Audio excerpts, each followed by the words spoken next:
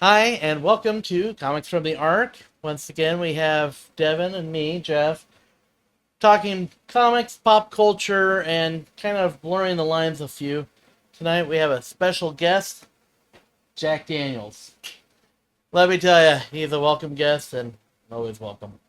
Anyway, on that note, Devin, what you got this week?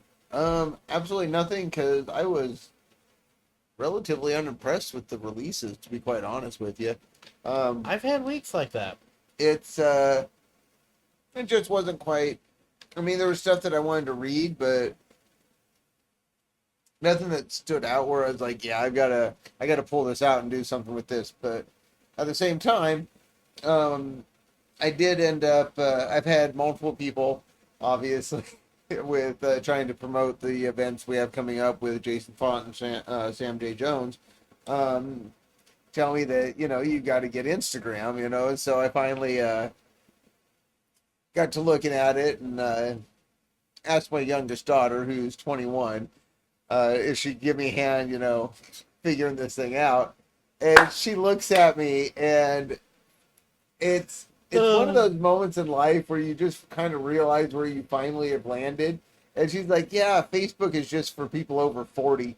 I'm like, "Okay, that hurt, but we'll just roll with this. Just make me the damn account."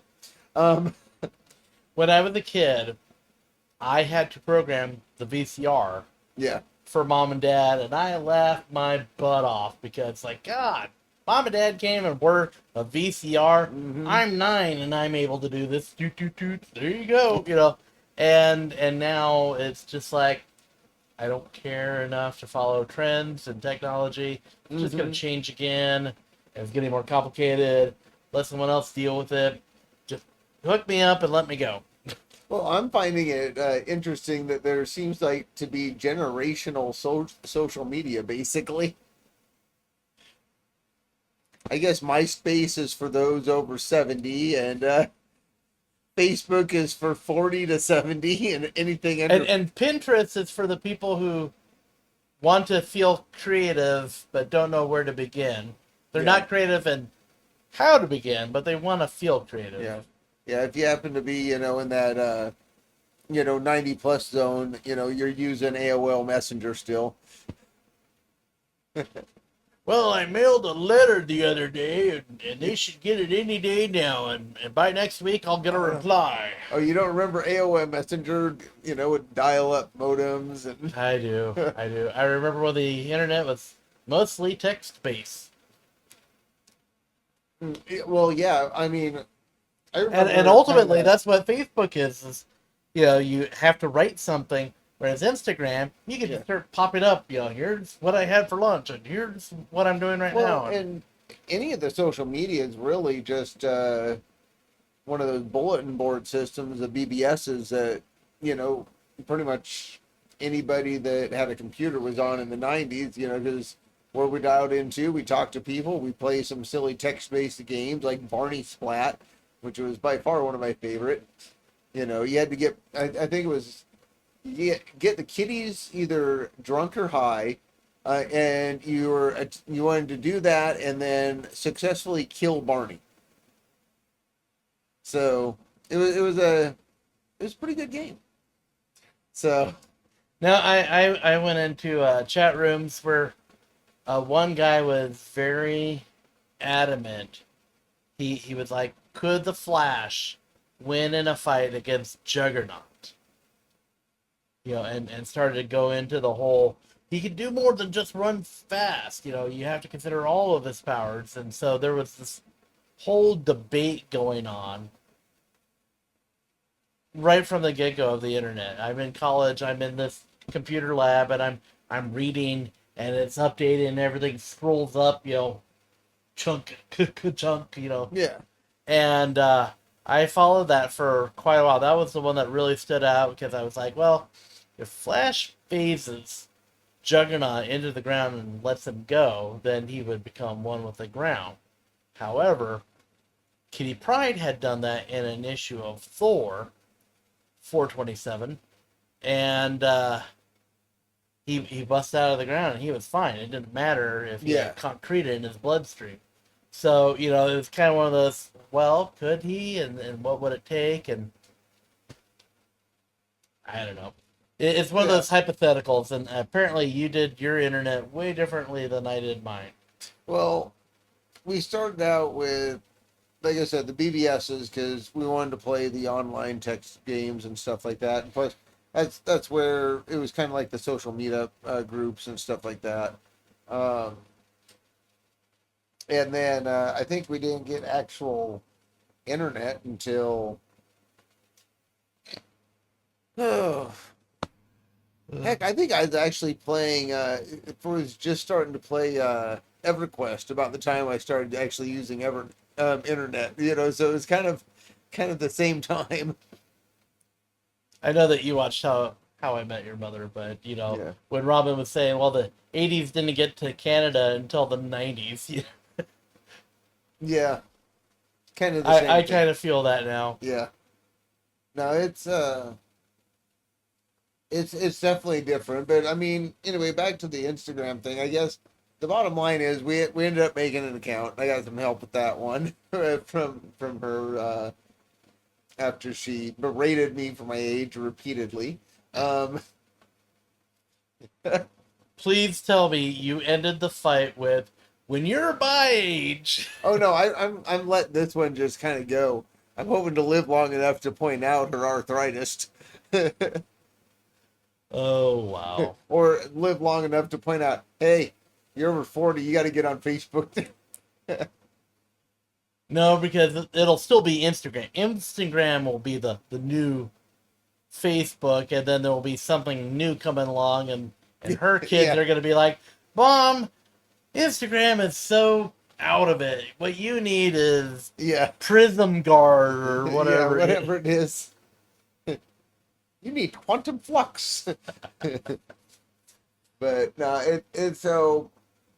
But yeah, we got that set up, and so you can find that on our Facebook page, and So is we'll that a link thing that that you below as like? well. Can I say like our Instagram or follow our Instagram or You go in there, and Instagram? if you hit a button on there, it'll show you stuff we do. For those So who are more in the loop, whatever it takes to show your favoritism to yeah, Second yeah, Impressions. I think it's a following thing on that one. Follow us Very similar to. I on mean, the I instant think web. doesn't doesn't or it's not doesn't, but isn't Facebook and Instagram both owned by the same folk? you know, I know that Is it they the completely Google? link. Well, no, I think it was. I think it's the Zuckerberg. No, it wouldn't surprise me if he bought them both. Well, he made Facebook, and I found But out like, I kind of wonder if he didn't make Instagram too, because like they're completely integrated when you go in to set it up. did you know that Facebook was started by him to rate people's appearances? That was what it was for. Was To he would book talk a to his face. friends and like, did you see the hot chick and whatever? Yeah, that's the Facebook. Nice, nice. So basically, it's Tinder. I think it's more like the stalking version of Tinder. I'm not actually out for a date. I'm just gonna debate Yeah. about whether Well, isn't so that the and one so with the hot. swiping that they always make fun of on TV? Yes, Okay. I think so. God, I'm old. So I just anyway, remember we're they now yeah. moving to the next stage of social media literacy. Yeah, I think I have a whole 8 posts or something like that now. Yeah, I'm killing it right now. But Be here for exciting number 10. yeah. But no, again, like I said, that was a suggestion that was made while I've been looking into how to make sure to have everything promoted properly, and have things in the right places, and actually, apparently get an audience under 40. So it's Please bring your elderly parents out to yeah, meet Sam J. Jones. the I don't know. I've actually seen a lot of interesting traction from a younger crowd, and I think part of that has to do with the movie itself is a cult classic. I mean, it's one of those that most of us that are some sort of either comic book collector or gamer of some kind have watched at some point. Oh yeah. I mean, Next, we need to get Bruce yeah, Campbell.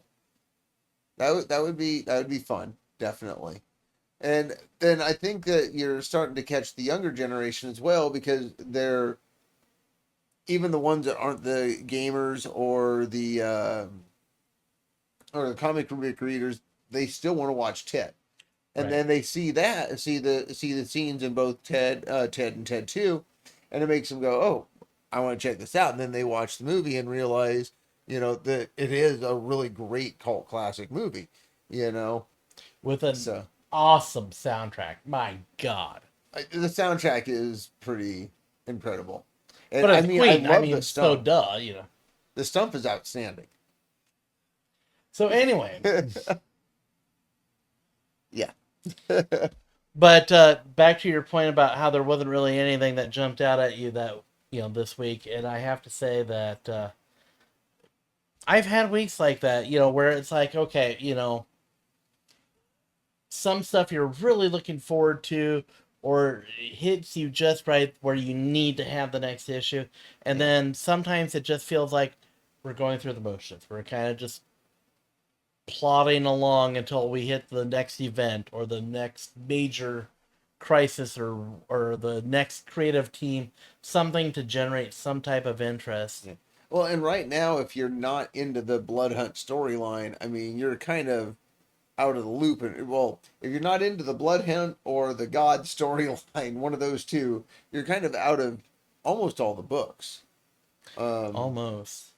you know, And actually, mentioning Blood Hunt, I was reading it a while back, and it was specifically, it was the Wolverine Blood Hunt #2 tie-in, and it occurred to me that they were using the Dark Force to block out the sun so that the vampires could come out, and I'm like, well, King in Black hmm had the same premise where we put up this impenetrable, opaque sphere around the Earth yeah, that blocked us off from everything, including the sun. And I didn't read all of the miniseries and tie-ins, but I don't remember a single vampire going, you know what? This is my moment. I'm gonna get out there. And yeah, and looking back, that should have been a thing. hmm They should have had at least one miniseries going, God, the vampires would be all over this shit. Why aren't they here? yeah, yeah. And Well, maybe they knew that it wasn't their ability to be able to do something about it. I don't know. they They'd were rather. equally unprepared. It was like, wait, Well, wait a that, minute. or they'd looked at it from the point of, you know what, let those idiots die. We're just gonna go survive. But Maybe they ultimate were frolicking. vampire frolicking. I would buy that miniseries. But when you start reading some of these events, it occurred to me for that reason that it's not as layered as they are hoping it to be. Because if you look at each character as a unique person with their own train of thought and personality and what have you, you would think that somewhere along the lines there would be at least a sect of vampires that would want to take a stab at, hey, it's dark outside. It worked for 30 days of night, and or have Attack of the Mole people, or like have all these people Yeah, who are light sensitive coming out, and they didn't capitalize on that. They didn't think about who else this could have benefited, and so I feel like in hindsight, I feel a little cheated, because again, if you were telling this great elaborate story and involving all the people of this universe, there would be other people who would hop on that opportunity. well, and I've always looked at it from this standpoint: is who's to say they didn't try and they weren't just thumbed down so fast that it wasn't worth a storyline, or something like Like that. Slapstick came and Yeah, beat them, and they were so embarrassed. It's like, shit, we got beat by a slap run away. yeah, but yeah, it's kind of my point is, it's like there's some stories worth being told and some stories not worth being told. I'm sure there was tons of additional things going on across the world with other superheroes that don't have their own books and things like that. For example, was I don't remember off the top of my head if Alpha to Polite was one of them that was up and running for King and Black or not. But if they didn't run one for that, what about them? Or if they didn't run one for The Red Guard yeah, over in yeah, Russia. Red Guard or Black Knight or any pick anything. They actually did one for the Black Knight. Now that I think about it, because of the Ebony Blade, but in general, Have a one shot where Aunt May is like, "Boy, this reminds me of the bombing of 1943 when I had yeah, and have her light candles and make a pie, and then it's like, well, yeah, I'm gonna go read my newspaper and fall asleep to my yeah. That's kind phonograph." of my point. Is not all the stories are good enough to maybe make the cut, and that's really why you don't Mm. see everything.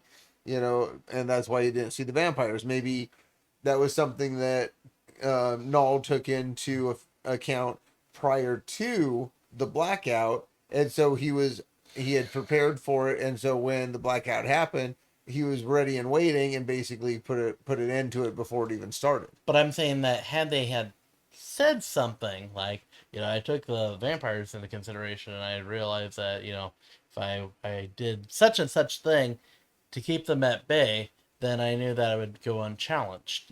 That would have added an extra layer for me where they would say, you know what, they gave this thought. But where do you draw the line on that? I mean, at what point do you stop saying, "Well, I dealt with this. Oh, well, I dealt with that. Oh, well, I dealt with this."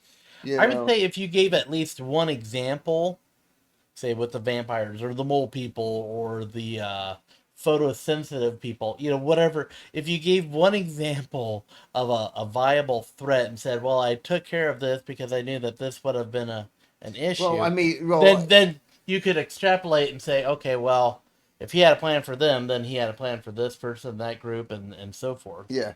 Well, maybe, why didn't they say then that, oh, well, and making sure that I blacked out the zone was also a way to make sure that, just in case the amalgam universe, kind of phased in, we had Superman handled as well. There comes a point where it just gets ludicrous enough that it's like not worth mentioning anymore. I get that, but I'd still say by giving just one example would say, okay, he thought about contingencies and other scenarios, Yeah. because he never addressed anything outside of his original plan.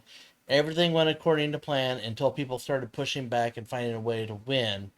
It didn't say how elaborate his plan was, and I wasn't Well, looking actually, for, they and did. I took away all the butter so no one could have pancakes.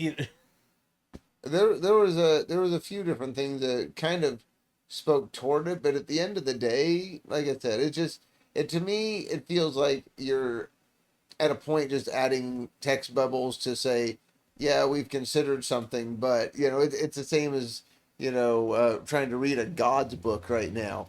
I Okay, mean, for example, we have a vampire centric storyline, yeah, and just 2 years ago, hmm we had a miniseries, an amazing miniseries that focused on a group of mutants that went out and were hunting vampires. yeah, And they even referenced it, that miniseries, they referenced that in an ongoing that, hey, this yeah, group of people, we're still out fighting the vampires. yeah, It was amazing. And now, where the hell are they when vampires are out and about needing to be fought? hmm And it's one of those things where it's like they're missing an opportunity. And if I were editor, I would have totally put out a second miniseries, or at least acknowledge that, well, I can't do this because such and such is going on. And I fully acknowledge the fact that Laura Kinney, the female Wolverine, who yeah. she was one of the team members, she is going to get her own Blood Hunt tie-in shot, and maybe it could be addressed in there. Well, But if it's not, I'm gonna be upset. well, you shouldn't be though, because at the end of the day, here's what you got to take into account. All right, like I said, you have a limited amount of stories you can tell. Now, in today's current situation, let's take a solid look at the way things are right now. Um, we talked about the other week. A 9.99 book in mainline titles, that's ludicrous in today's economy. I mean, kids are not going to have that kind of money, Right. and they're banking on that adults are most of their customer base. Well, that's not how you things are being done. You still have to market to the kids, and to do so, you got to get those mainline stories in their hands. Now, fast forward to the blood hunt type situation, and you have how many crossovers. Now, if you want to add additional crossovers beyond that, just to like you were saying, explain more things. Well, now you're just taking more money out of the pocket at $3.99 a pop. Now, on top of that, if you go back to what you're talking about taking extra time to explain this or explain that.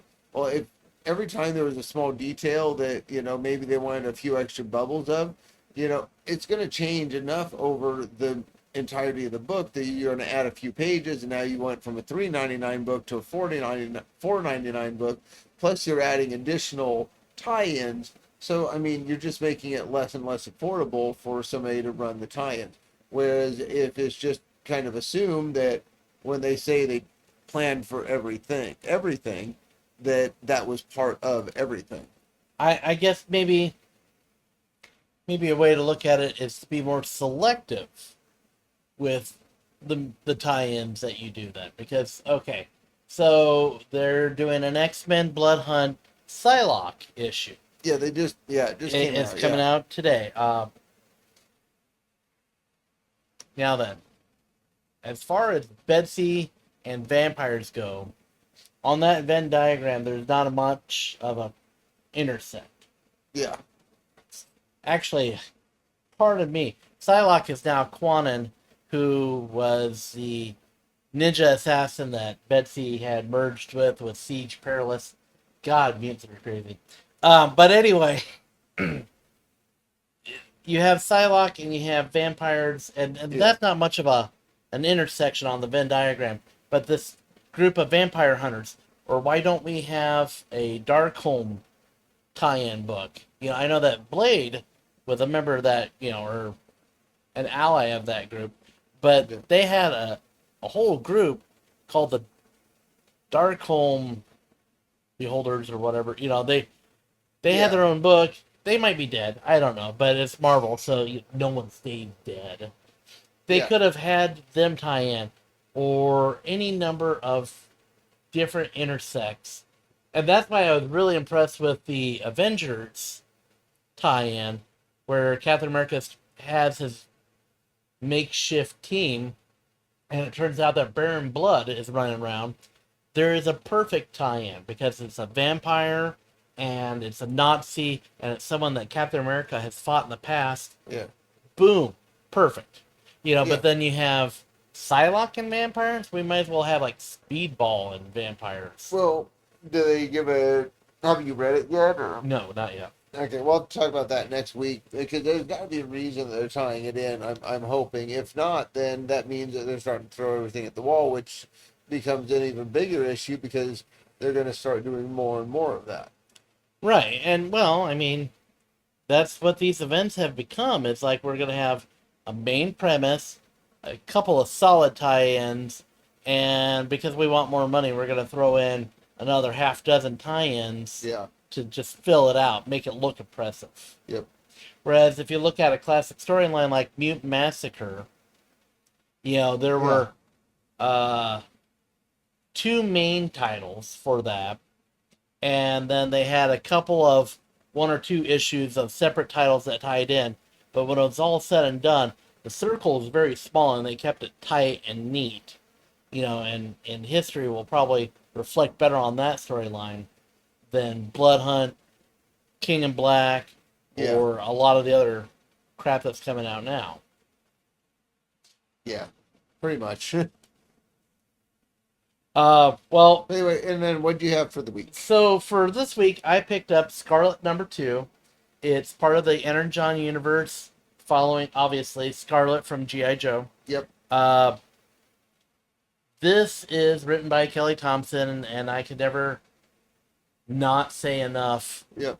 Uh, So is this post Cobra Commander series, miniseries? I cannot tell from this if Cobra Commander happened simultaneously, before, or after. Okay, well, I guess the question would be then, Scarlet is on a rescue mission. but have the Transformers been awakened? Nothing has been mentioned yet. Okay, that's so it's probably pre. Probably. Probably. 'Cause let Um, me tell you, that would probably be mentioned everywhere for quite a while if that actually happened. and who knows? We're on issue 2, so it could be brought up at the very end. She's like standing back and watching some giant robot walk by, and then that would kind of answer our question. Yeah. We were talking about how nothing really stood out this week, and I had talked about how when you get in between events, it's kind of like a whole hum. What do we do? How do we keep this interesting?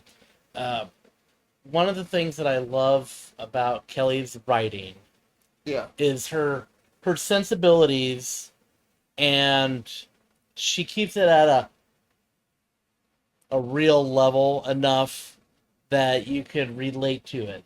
The way Okay. Scarlet talks in it. Yeah.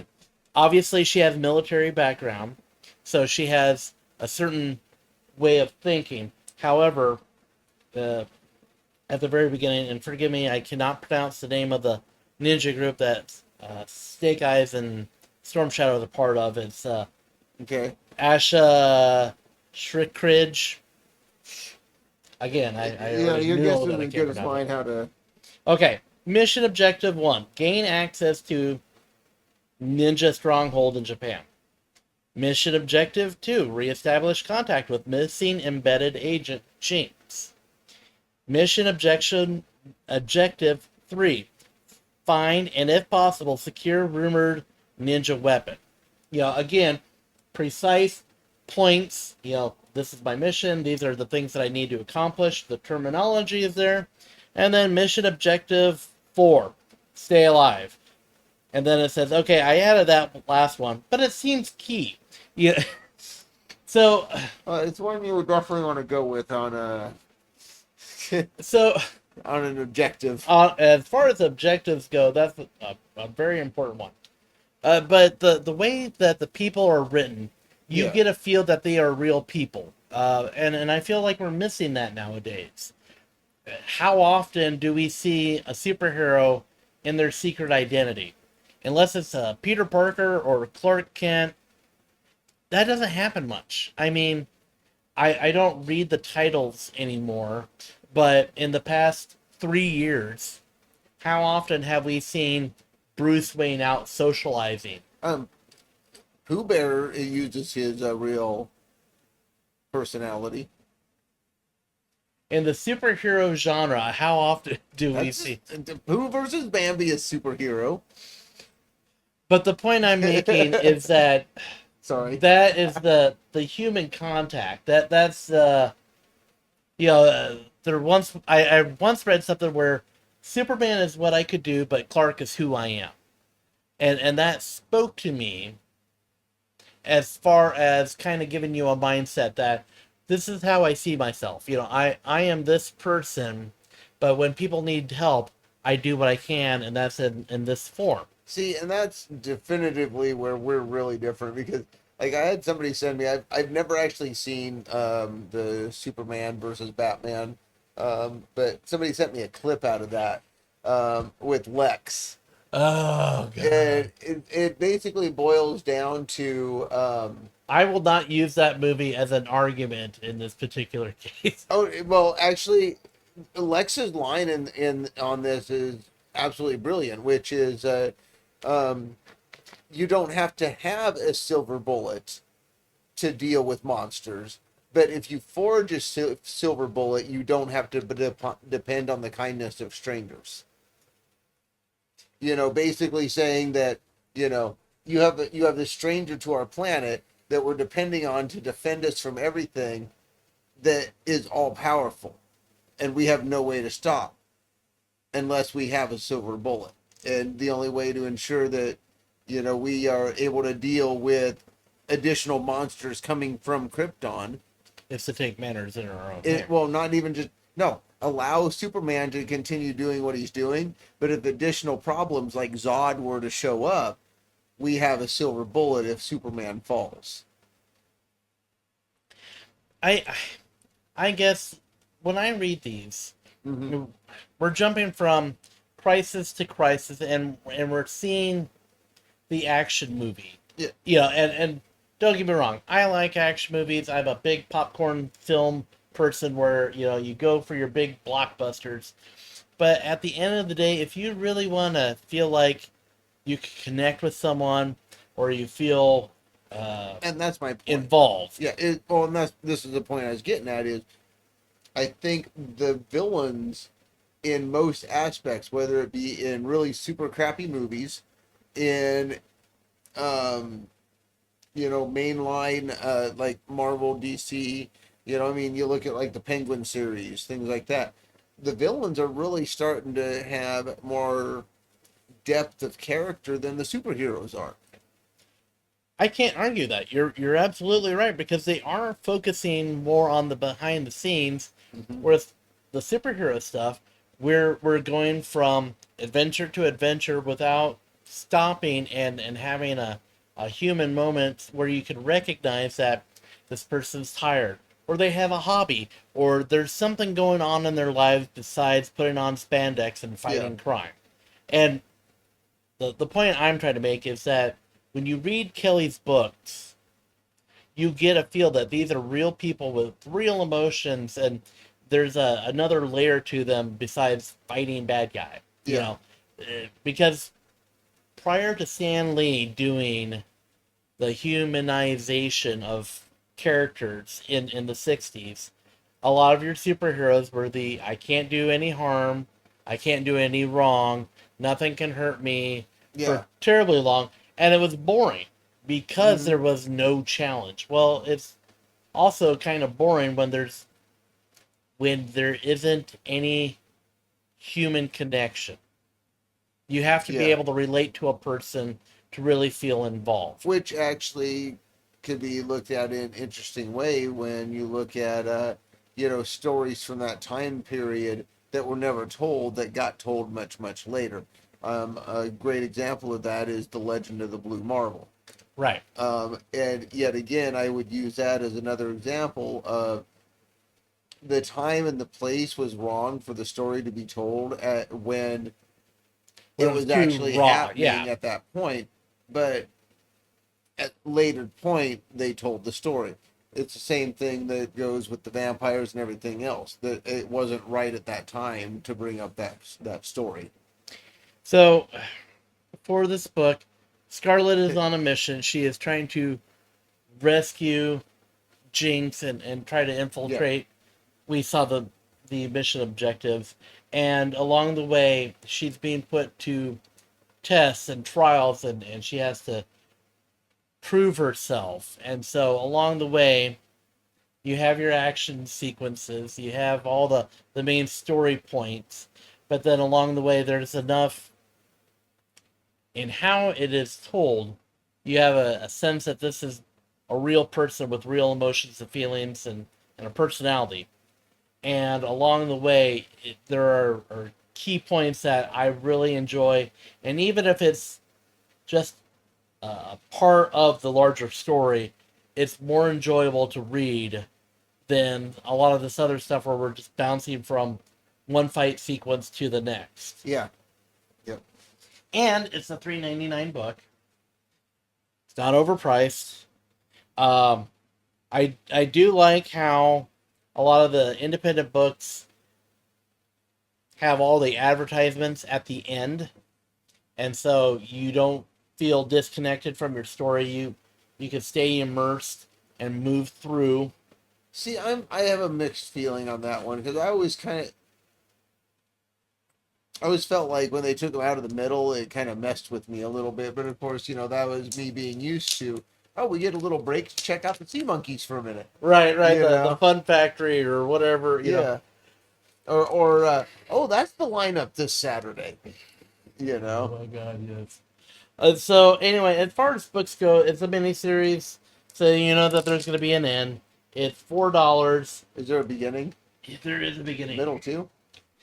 Uh, the art, I liked how it clean lines and what have you.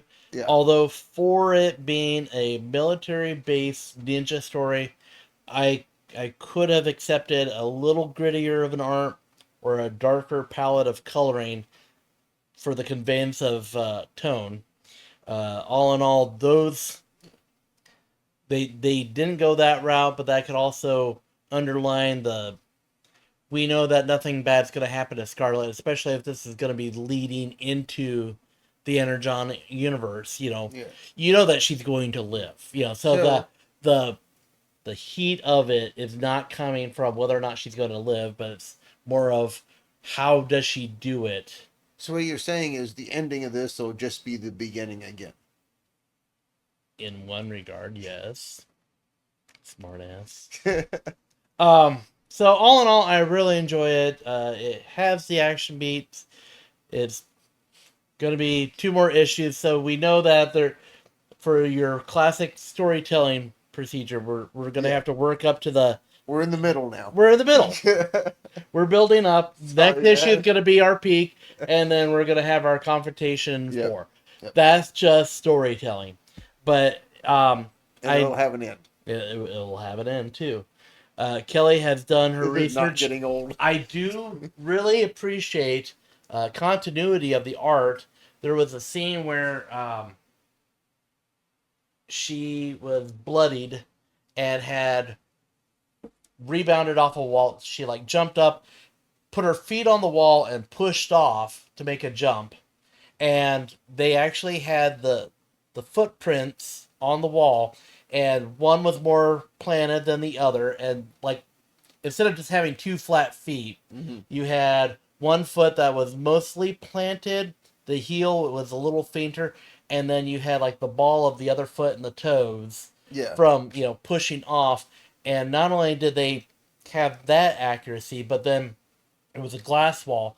So when Storm Shadow comes up, he sees it from the opposite side, and the art stayed true as far as this foot was planted a little bit higher than the other, and Okay. and this one was a little faded in the parts where less contact was Yeah, well, made. basically, yeah. So in that regard, I was really impressed about the art because it pointed out those, or it didn't point out, but it did focus It, on those, and it stayed it really accurate. just showed off the beginning of the foot. Yes.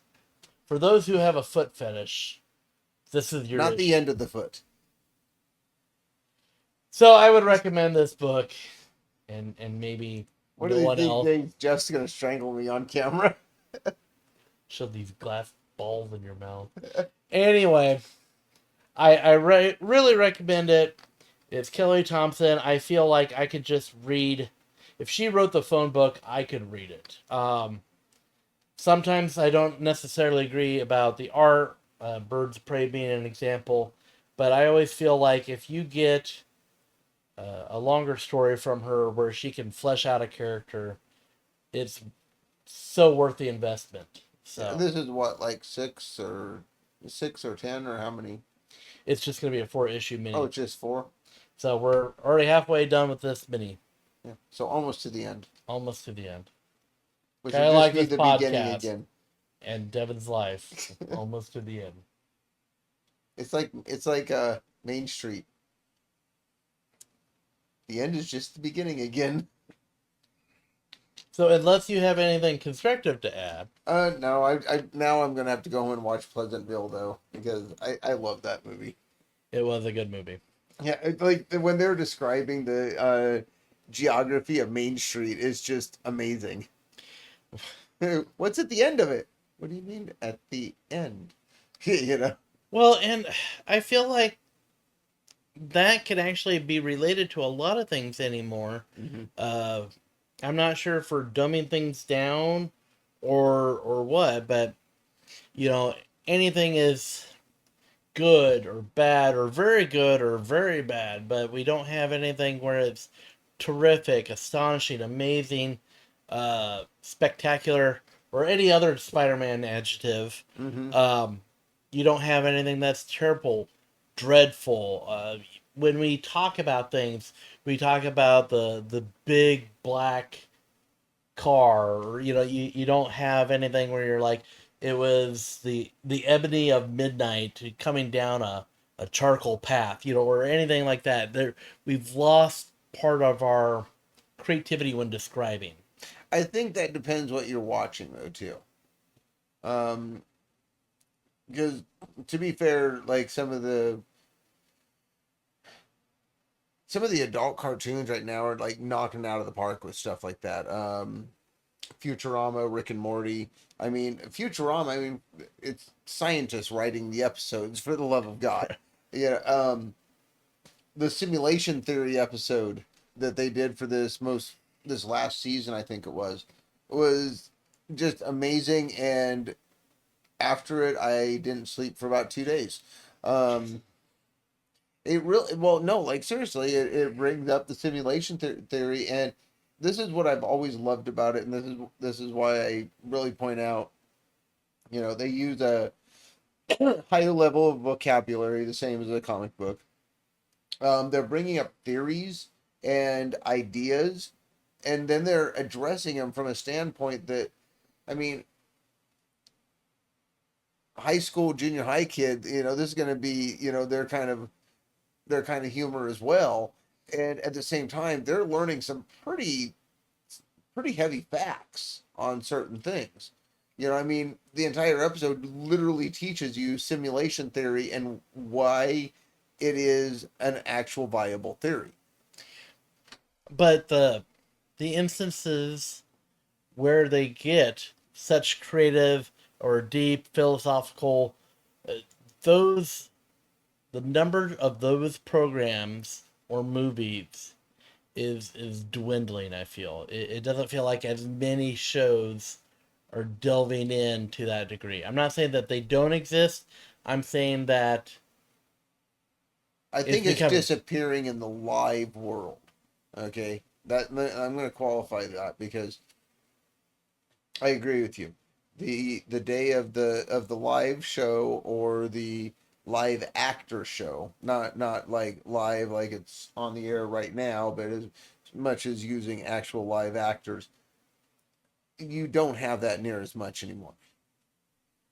Now you look across the board at most of your adult cartoons or claymation or yeah, adult. I mean, Adult Swim is a phenomenal example of this. It may seem to a lot of people of just being like some random toilet humor, but let's take a look at things like the philosophical ramifications of the gummy bear, dealing with being stuck in the bear trap. You know, um, learning about stages of depression from our friend the giraffe. You In know, quicksand. yeah. I mean, to be honest with you, and yet again, Adult Swim did a very good job in most of their adult cartoons, keeping the thesaurus out, and so you weren't always stuck with the same crap all the time.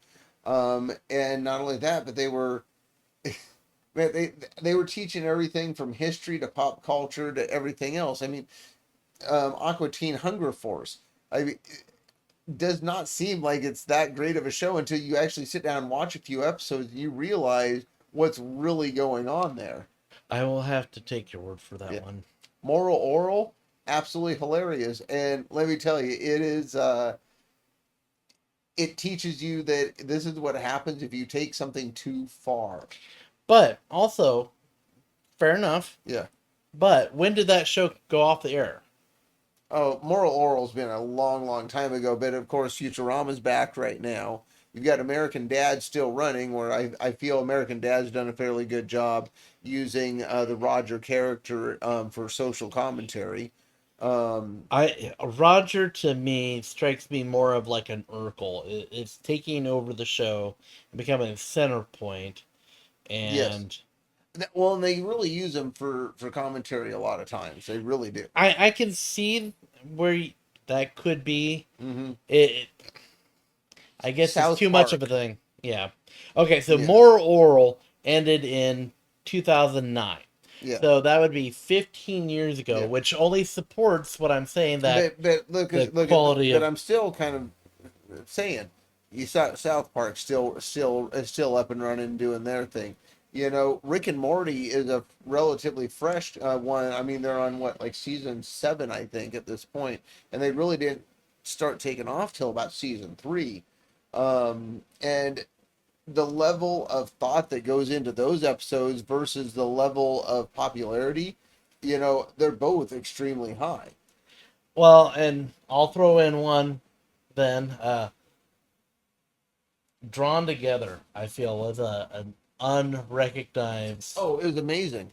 Yeah, it did such a great job of kind of highlighting so many things that are either wrong or fallible in our society and extrapolating it to a level where it was absurd for entertainment value, but it really did underline the fact that certain things were an issue, and when you looked at it under that microscope, Hmm. they had to have their comedy beats, and they were very edgy. I mean, there were times where it Well, out offended South Park. well, let's be honest about the way that show worked. What was wonderful about that was if you looked at how the characters lined up going backwards in time, it allowed them to show how horrible something was here in the drawn together house, but how or why it was considered acceptable back at the time of Toot, at the time of Xander, at the time of the Princess, you know, for each one of them. Because if you look through time, each one of them represents something. I mean, Ling Ling represented, obviously, to me, like the late 90s, because of, late 90s, early 2000. Xander would definitively be late 80s, early 90s. Well, and then with Princess Clara being the Disney princess From the knockoff, 60s and 70s, yeah. or yeah, Toot you could from the almost go back 40s. further than that, Yeah, even. Toot goes back to the 40s. Right. You know, So, uh, there's always going to technically, be yeah. some form of entertainment out there that really has a deeper point than what you catch on the surface. Yeah. But I just feel like so many of our outlets anymore are Mhm. are dumbing down, and I'm not sure if it's because people are lazy or they don't think that it'll market well if you have it too highbrow or something. But I feel like in a lot of our comics, there are times where things are glossed over Mhm. or written in haste or not even really delved Well, into. and like I said, I stand by what I was saying with from the TV entertainment side or movie entertainment side is if it's animated or, claymation or something like that, it still has about a 90% chance of being on par. If it's live, people doing it, you have a very slim chance. I mean, let's take a look what we got coming up for movies. We have Twister. They Isn't it did, Twisters plural yeah, now? yes, it is, but if you look at it, it is pretty much the same exact story. They're not updating it or anything. They're literally just making it prettier with new technology. I mean, don't get me wrong. I understand the idea behind that, but couldn't you do that by making an entirely new story at the same time instead of just rehashing an old script? I mean, Well, how that many movies have we just straight rehashed lately as well? rehashed, sequel, or reimagined, I don't mind sequel type stuff at all, especially I haven't seen the very newest Ghostbusters that hit theaters Frozen just Empire. the Frozen Empire. I have watched Afterlife, and I like the direction that headed. I'm hoping that when I watch the next one that I'm feeling the same way. So as long as the story is progressing and it makes sense with what they're doing, I feel they've done that with Ghostbusters. Fast and Furious. In the first movie, they were That was so stealing bad. they were stealing VCRs and DVD players. And then by the end of the movie, they were a counter terrorist force. Well, not only that, but aren't they like international, like jumping out of airplanes and Lamborghini and Supras by Or like movie 3 or something? or even in a shorter span. If you look at Pitch Perfect, the first movie was amazing. It was a college, you know, climbing up and Yeah, finding your place and competing in a music competition. yeah. All very believable. Hmm. And then the second movie, then they were on an international level and they were competing against teams in other countries. And then the third movie, we're thwarting spies, for Christ's sakes. Well, and I think you're making it the exact point that matters here, which is if you try to make your next movie outdo your last movie, you're you're not gonna be successful. However, with Ghostbusters and so on, the It's times the it's natural failed, progression. yeah, well, it's not even a natural progression. The times it's failed is when they tried to ramp it up too much. As long as it's a new storyline, but it stays at the same level, but it's always a new storyline, people are going to see it and they're going to be good with it. They're going to be happy with it. I mean, you take a look at any one of the sequels where they kept it going, equal instead of trying to ramp it up, and it did fairly well. Well, and like the very first Spider-Man movie with Tobey Maguire, you had to have an origin story. You had to Yeah. kind of establish who he was and what was going on and how he got his powers and go through all the same stuff that we always witness.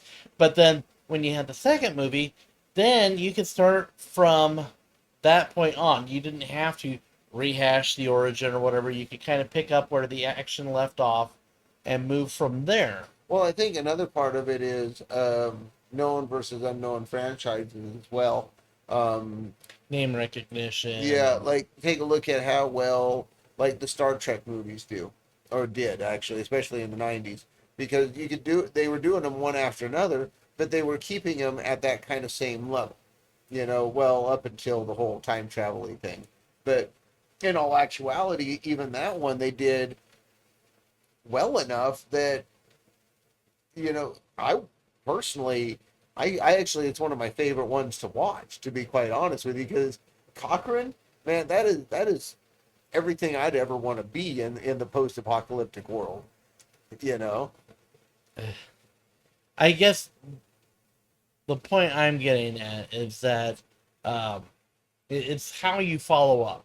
Are you just carrying it on and just going through the Yeah, motions? You you talk got to about keeping write it a at new story, is you the got to write point. a new story, and it has to progress a smidge, character development, because if you don't have something there, then you're again just going through the motions. Or have it set to where character development is secondary and you can replace the characters easily. If you're talking about like an ensemble cast and a team, you could Yeah, swap like out Doctor characters. Who type feel for Right. for TV, if I may, or any movie where you could swap out the main cast and not actor wise, but actually just swapping out the cast itself, and it's not going to really affect the movie as long as you have a good story to tell, and you can still call it the same thing. You know, Well, it's the philosophical dilemma about the ship, and is it the same ship if you replace one board? Is it the same ship if you replace all the boards after a period of time? And you could say, well, Three's company tested that one. right. I mean, they swapped out eventually both roommates, the landlord. I mean, basically, Ritter was the only one that stuck pretty much all the way through, right? Ritter. Well, was Ritter in the? Did he go all the way through last season? I think he did. Okay. So, But but I mean, Joyce didn't stay all the way through. no. And I have to Suzanne say, didn't. I was more about Ropers than I was about Furley. I Yeah. that just Yeah, Furley didn't work for me. You know, I did always like watching One Day at a Time because I liked Snyder. God, we're dating ourselves again. Yeah, yay! Look at me go. I watched TV in the '70s. Well, I'm gonna get Devin to bed and have him take his medicine and Yeah. Well, actually, you need to be at work in the morning. I don't, so I get tomorrow morning off. there is that too. I get Wednesdays off now. They don't make me go in and help them serve breakfast anymore.